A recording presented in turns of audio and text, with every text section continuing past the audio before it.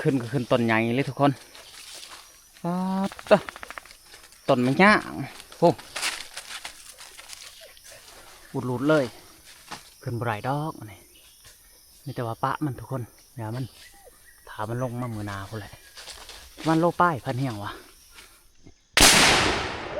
โอ้แมนลี่ โอ้โอ้ข้างทุกคนว้าต่อถือกี่ว่าพอนะบ่แม่นมันตกใจบ่เช็ดบาดในเช็ดหมุนแล้วโอ้เอามาพี่กินยังนี่นกเข้าด้วยเบิ้งซิมลองเบิ้งซิมดิเป็นให้ซิมลองเบิ้งทุกคน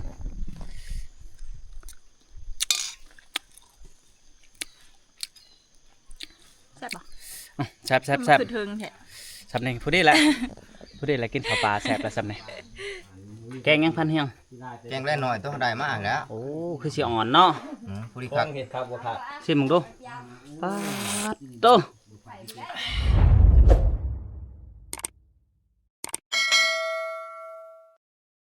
กราบทักทายสบายดีทุกคนทักทายสบายดียามเสาร์นะตอนนี้บ่าวสัญญาสิได้ไปตักน้ำทุกคนหลังจากตื่นมาตอนเสาร์นะก็คือไปหาเยื่อเมื่อคืนนี่ก็โอ้ทุกคนเลยกบเขียดกระไล่อยู่แต่มันเอามันหยางมันต้นลงโบกนี่โอ้ยงมหากับโบเห็นเลยทุกคนไปทุกคนบ้านนี้ไปหาตักน้ำตักในอันนี้ครับไปตักน้ำกินเลยทุกคนจะได้ไปตักอยู่ทั้งเที่ยงผ่านป่าคือเก่าทุกคนแต่ว่าแถวบริเวณออมแอมเที่ยงหันจะกินบ่ได้เลยทุกคนน้ำมันสุใบตองมาเปื่อนแห้ง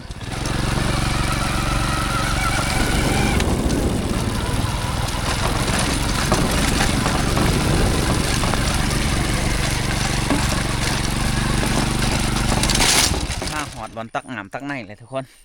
แถวนี้มันจะใสดีน้ำฮะแต่ว่าอยู่ทั้งเที่ยงนี่บุมีเลยทุกคนน้ำใสๆแบบนี้นะห้าหยาบอันนั้นก็จะเป็นเที่ยงพันป่าทุกคนควันไผ่ขึ้นมากลุ่มย่ำสาวๆสงสัยเพิ่นหนึ่งเขาหนึ่งน้ำทุกคน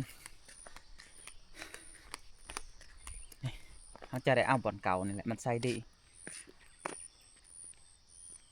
หอดบอลน้ำกินเลยทุกคนนี่ใส่อ่องต้องเลยทุกคนแต่ว่าบาวสัญญาเมื่อนี้ยังสิได้ต้มได้น้ำนี่เขายังสิได้ต้มทุกคนคือเขาจะว่าฮะแหละเห็นน้ำใสอย่าคิดว่ามันบ่มีผิดเปรียบเหมือนคนสนิทอย่าคิดว่ามันบ่หักลังเฮาทุกคนนี่แหละเพิ่นว่าคำสุภาษิตเพิ่นว่านะอันนี้เพราะฉะนั้นเฮากับเมื่อเฮาต้องได้ต้มอีกเพราะว่าเฮายันลูกหยอกลูกยุ่งทุกคนมันไข่มานะและมันสุใบตองหรือว่าใบที่ซ่านผิดที่เบื่อมันลงอยู่ในน้ำหมดทุกคนเพราะว่าเป็นพลตกใหม่นะ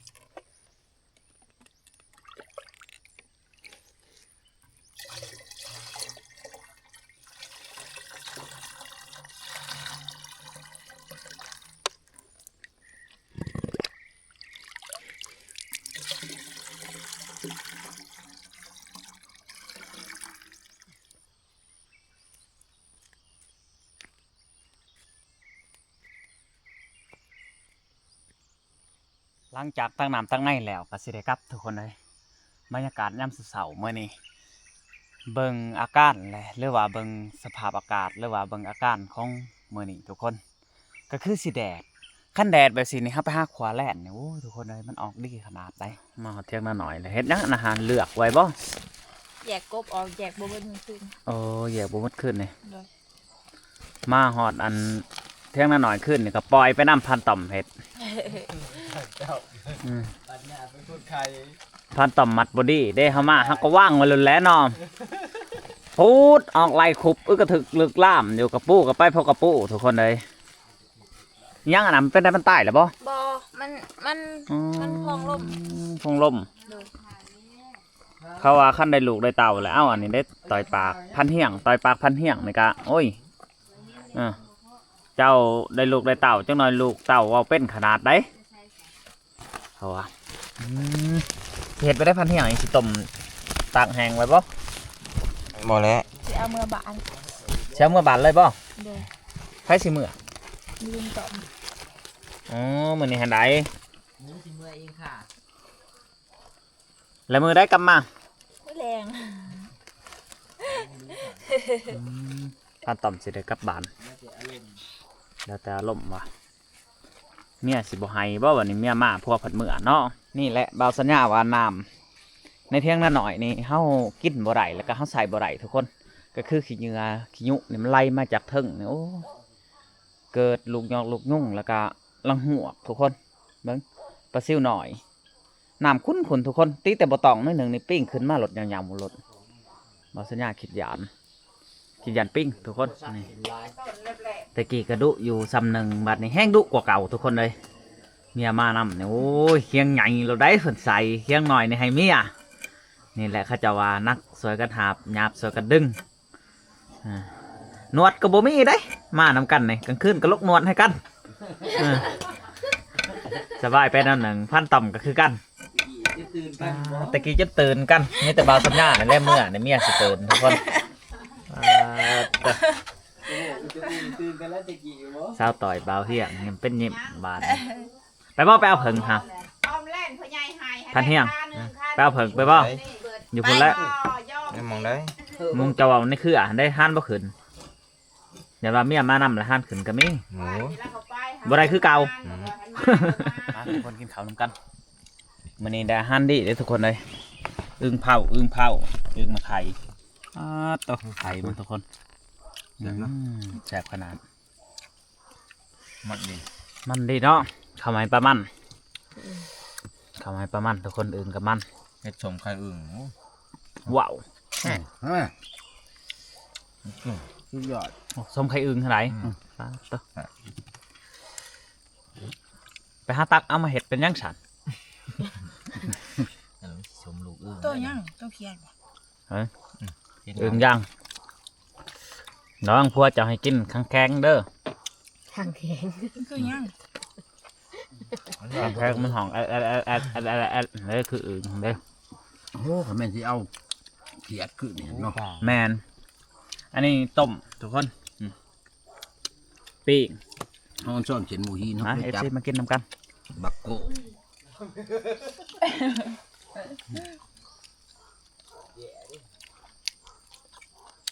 มันกินเนาะเผามัน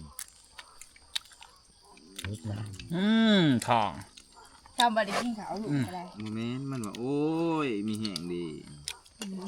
จะกินข้าว มีแห้งมากินไข่อึ่งบ่ ครับเพื่อน หลังจากกินข้าวกินน้ำแล้วทุกคนบ่าวสัญญากับอีพอแล้วก็พันเฮียงเขาก็สิได้ไปหาขวาแล่นนะเพราะว่าบรรยากาศมันเริ่มแดดแล้วก็ว่าแมนแล่นมันเริ่มออกแล้วทุกคนไปหลุนน้ำกันว่าสิมานหรือบ่มานในมื้อนี้นะ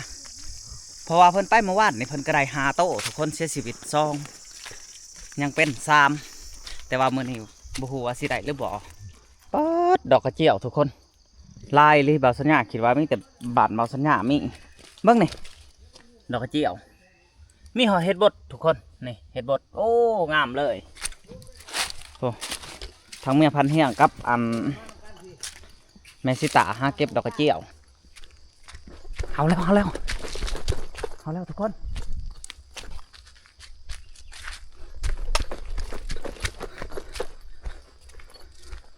โอ้โหกับเฮายังใส่ผักมึงนั่นพูบ่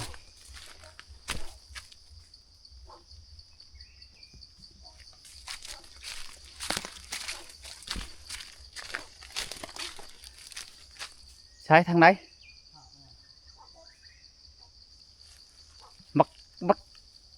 บักไล่ได้บักอันคือเฮาไปเลยบักการได้พอ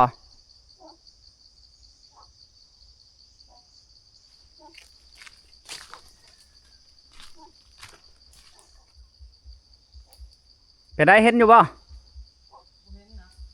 ถึงหัวอะไรใหม่อันนั่นแหละมันเห่าฮะ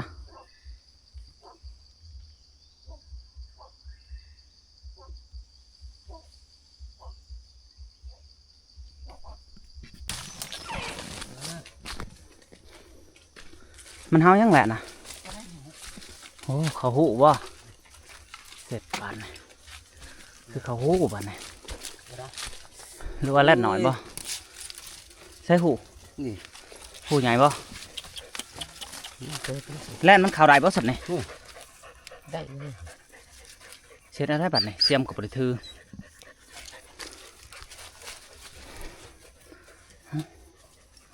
มันเห่าเขาหูถูกคนเลย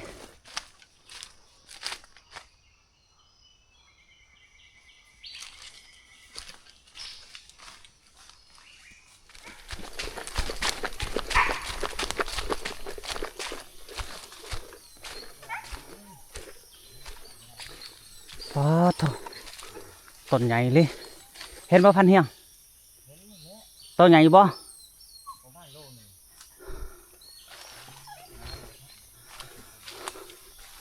ขึ้นต้นไม้กับต้นไม้ชูมเลยปะบ่พอ ไว้ เดี๋ยวจะขึ้นน้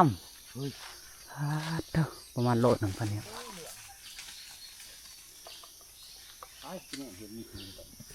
ไวเลยทุกคนเลยขึ้นก็ขึ้นต้นใหญ่เลยทุกคนต้นมันยากโอ้อุดหลุดเลย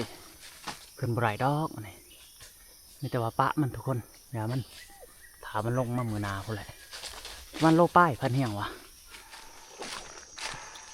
เอามีอาการแหละทุกคนบัดนี่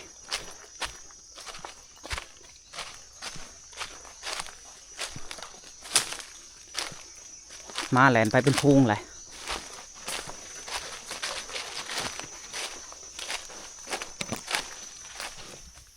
กกได้มันเห่า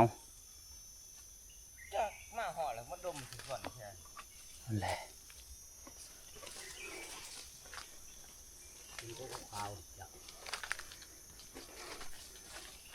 มากับไปเลยบ้านี่ไม่ใช่ว่าเห่าไปลำไปเลยบ้านี่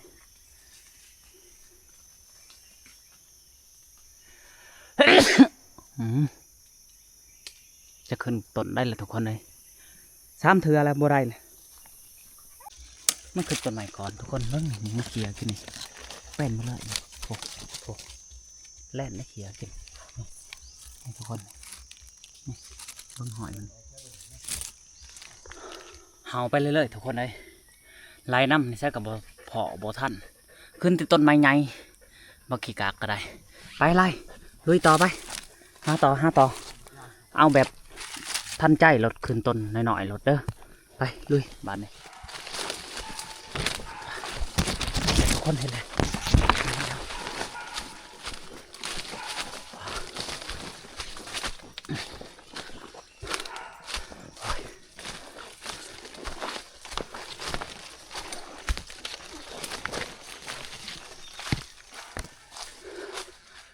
เฮานี่ใช่นี่ฮะ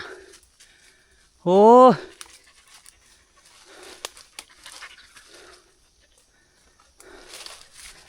มาแล้วก็ไปเรื่อยๆทุกคนเอาไปเรื่อยๆไม่จะมูรุดอีกแล้วโอ้มูรุดแตกถิบเลย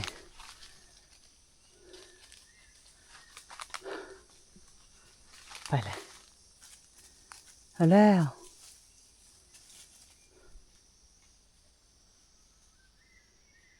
โอ้เห็นมันเห่าไปเรื่อยๆ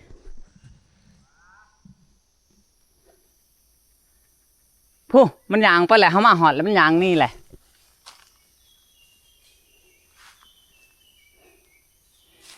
มีแต่มุงบักถอกรุดนี่แหละทุกคนนี่ป๊าดตัวไปเลย แลนมาว่าสิเห็นกับบ่เห็นทุกคนเลยมันเห่าแมงเทิง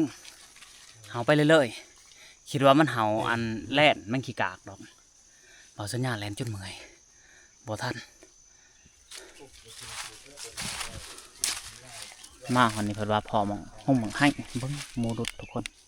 ให้กินมื้อคืนนี่เราได้นี่มนุษย์กินมังให้นี่ปอดมันตาตาลงมาหลุมนี่ก็เป็นหมักผับอีกทุกคนหมักผับมนมิ้นมดโอ้ก็หอกกระแตอยู่นี่มดเมื่อแรงมาแน่นอนโอ้มุงหนังนี่ตีหยากแท้เจ้าคิดว่าบ่ได้พันเหี่ยงหรือว่าขึ้นไปหนังในต้นมันหันบ่คืนง่าให้พูดโลวิทย์เบิด ขึ้นงาให้มุ้ยมุงผูกกันตีเจ้า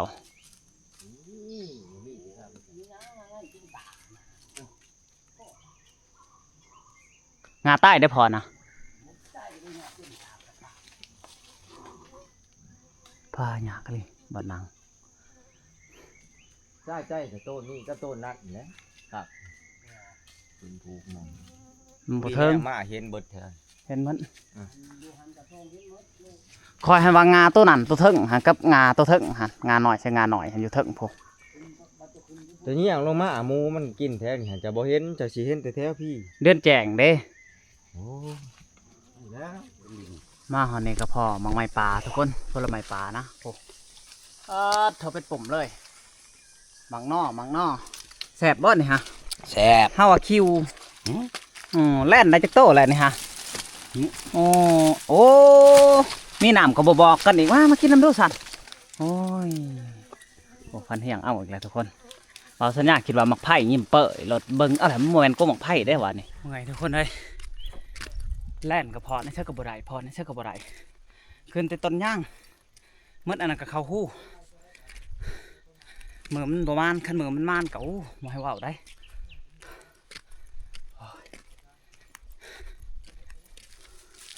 หอดทางลงผู้เลยทุกคนสั้นเป็นสั้นบาดนี่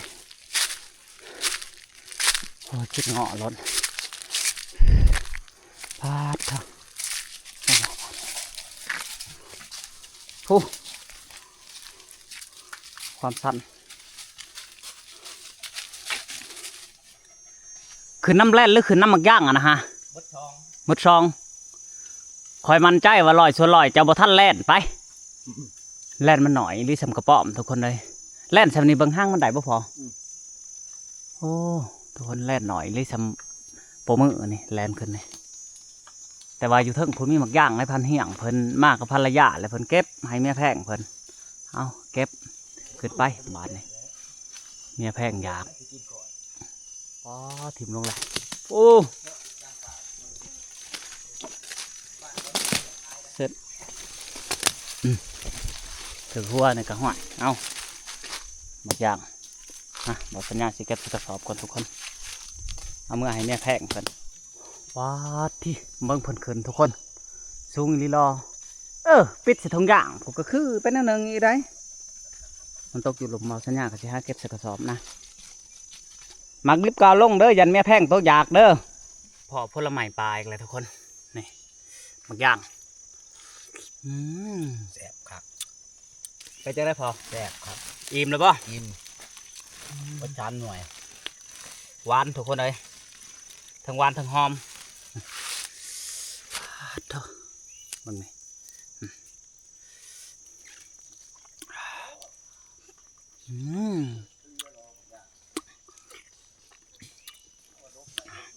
เบาสัญญาไปเก็บกับพันใหญ่บริวารปั่นได้ทุกคนต้นตะวันก็หวานเลยรอต้นตะวันนี่ก็คือหวานนะพอเนาะรับไปสายรับไปคว้าผุนแล้วทุกคนเลยนี่ผลไม้ปลา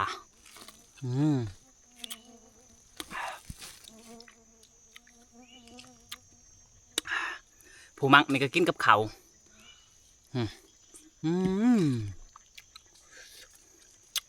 โอ้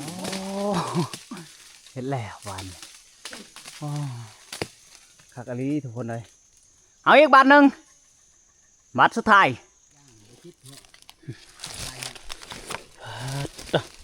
มีแต่หน่อยใหญ่ทุกคนเลยเป็นโยมลงมานะ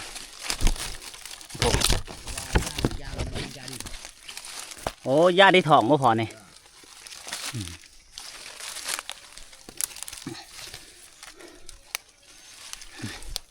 มักดิบก็สิเอาไปให้เขาเจ้ากินสมมักน้อยมักไงมีหมดทุกคนเลยอยู่เทิงกับพันเฮียงเก็บกระไดไล่เติมปาดต่อนี่ลงมาแล้วบานนี้เผื่อเมียแพงเพิ่นว่าสูงไปได้ก็ขึ้นได้นะมาเนี่ยมาถึงบ่อยู่เด้ออยู่จับก่อนป้อเต็มเลยเอาไปผักเมียแพงเพิ่นข้าวติ้งต่อยนี่ใส่กระสอบเลยทุกคนป้างามมันนี่ผลไม้ป่ามันย่างเขาเจ้าสมาสิมามานต้นอยู่ด่านแต่ทุกคนคิดว่าสิบได้เลยไรแมนว่าแลนเฮ้ยใช่ตาดีดิใช่ใช่เบิ่งดูใช่เบิ่งดูบานน่ะดีเห็นแต่ท้องมัน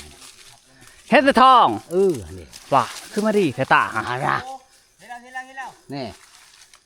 ใช้งานตัวได้พอ นี่งามดีไป ไงบ่แหล่แล่น อันนี้ก็ช้ำแค้นนี่แหละฉันตะปู โอ้ เบิ้งสิต่อยลูกเบิ้ง เอาต่อยลงก็ตาดีแท้พันเฮียงเห็นบ่พันเฮียงโอ้แมนลี่ โอ้ข้างทุกคนป๊าดต่อถือกี่บ่พอนะ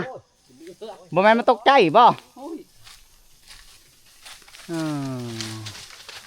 มาแล้วนักล่าเฮาแต่ก็ดุนมาแล้วนักล่าเฮาพูโอ้ป๊าดต่อมาแล้วได้ยินเสียงกระบังบาดเดียวโอ้โตแล่นนะทุกคนเลยโอ้โตแมงขี้กากอยู่เทิงพูเช็ดบาดในเช็ดหมุนแล้วโอ้เอามาพี่ต้นหน่อยๆเลยทุกคนเลยแต่สำหรับเฮาต้นหน่อยสำหรับเอฟซีกับวายใหญ่เติบไปตัวแลนเจ้ากระแม่นประดันเนาะพอเนาะบัดมามานทางเมื่อทุกคนเอามานก็ดีกว่าบ่มานทุกคนหน่อยกับยามันดีกว่าบ่มานได้แหละพ่ออันแจวต้นเพ่นหรือว่าแจวต้นเถียงทุกคนเลยพูดแล้วช่วงแรงๆเฮาจังสิได้ไปขวาใหม่ทุกคนตอนเสาร์นี้จัดไปละ1 แต้มแต่ว่าโตหน่อยทุกคนเลยกระยามันโอ้บัดประมาณเท่าเที่ยงเลยทุกคนไปเบิ้งบัดนี่เรียบร้อยไหมกระไข่คือเศร้าแล้วบัดนี่ไปจังไรไปเบิ้งดูไปได้พันเฮียงโมแมนบ่โมแมนทุกคนคิดว่าแมนไปกลับเที่ยงหน่อยบัดนี่มาหอดเที่ยงหน้าอ้าวมาเพิ่งไปได้นี่ฮะ โอ้กำลังมาหอดวงหนึ่ง โอ้จะมากับไพ่ด้วยนี่ มา3 คนแต่ขี่รถมาคนเดียวพานม่องครับไปจอยยาง โอ้พันมองกับพ่อใหญ่จอยยาง แมน ใช่ว่าพันเป้ากับมา บ่ได้มาพานเป่า คือผู้สอนพ่อใหญ่จอยมาสอนบ่ไร ซ่อนผู้หนึงก็เสียใจผู้หนึง ก็เลยให้ยางน้ำกันซะ แมนถึกแล้วโอ้ป้านนี่เก้าหอดใช้สุเพิ่น โอ้กายละหังเลยแหละ ใกล้ละหังเลยเนาะ คอยมาพอแล่น2 ตัวมัน ได้ เอาหูเอาบ่ไหล แล่นใหญ่ สิใหญ่หั่นแหละเลยยินมันได้โคกหลังแห้งหมูแห้งมันได้ โอ้ยอันนั้นเรียกงูเห่าเจ้าบ่จัก งูเห่ามันสิหารได้ โอ้มาหอดเที่ยงหน่อยไม่ติดสิพักผ่อนเลยทุกคนบัดนี้ทั้งทีมงานก็มาครบเลยได้ทุกคนพันมองพ่อใหญ่จอยก็เริ่มมาน้ำลังพันท้องแถก็มาหอดเลยเห็นกินยังนี่นกเข้า ด้วย เบิ้งสิซิมลองเบิ้ง ชิมมึงดิ เป็นให้ซิมลองเบิ้งทุกคน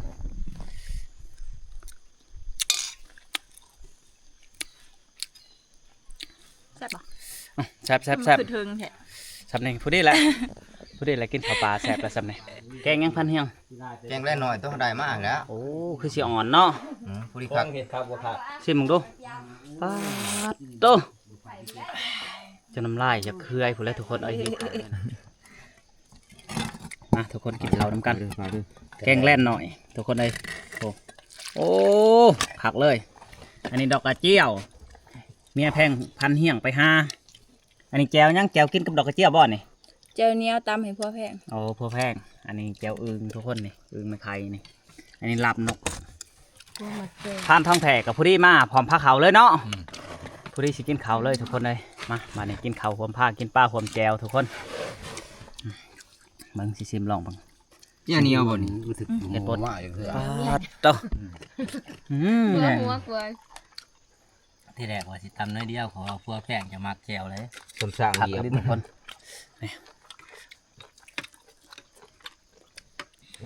กินไปได้แต่ครึ่งหนึ่งพันมองกับมาทุกคนเลย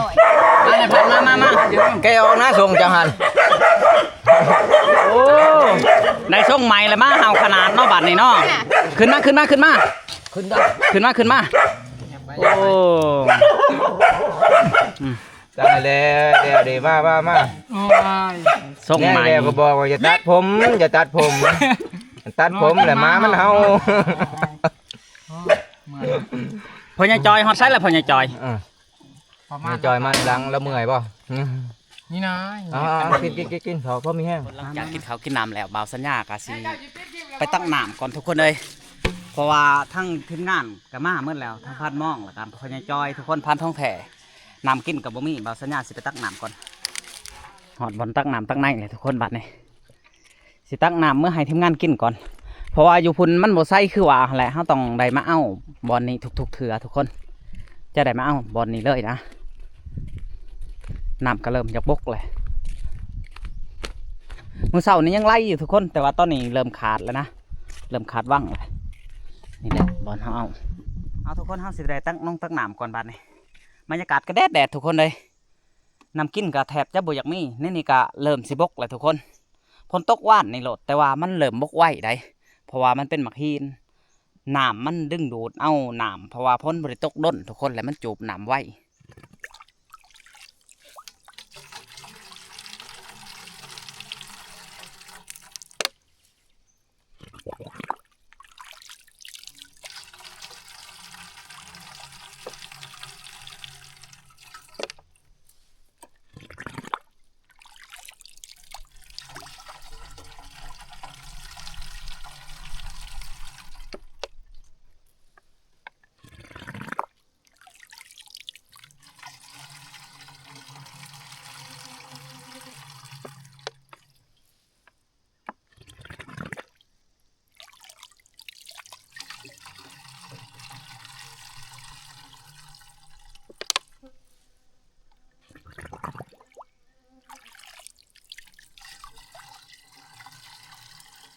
เฮ็ดพญาจอยวันนี้เฮ็ดปาเธอพันมองทิมพ้อยลงเลยมุนอุ้ยปุ้ย เมื่อว่าชาเขียวชาขาวแช่อยู่ว่าล่ะเบิดกำลังไปหาชิปอันนั้นผู้ได้นี่ ทุกคนตกแต่ลังสังกะสีได้หนิได้ มาแห้ง อ้าว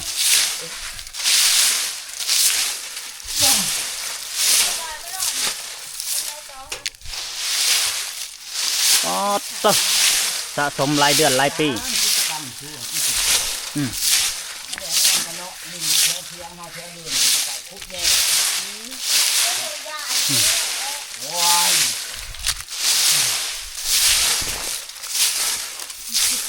มาหอดเที่ยงหน้าหน่อยก็ได้บัวระบัดพัดซีกวาดนั่นกวาดนี่แล้วสำเร็จเสร็จสิ้นบ่าวสัญญากะสิได้พักผ่อนก่อนทุกคนเอาทุกคนสำหรับวิดีโอนี่ก็บ่มีหยังหลายจังได๋ก็ฝากไปติดตามวิดีโอหน้าทุกคนสำหรับวิดีโอนี้บ่าวสัญญาสิได้จบเพียงเท่านี้จังได๋ก็ขอบมกขอบใจ FC ที่เบิ่งติดตามจนจบสำหรับคลิปนี้ขอกล่าวคำว่าสบายดีและสวัสดี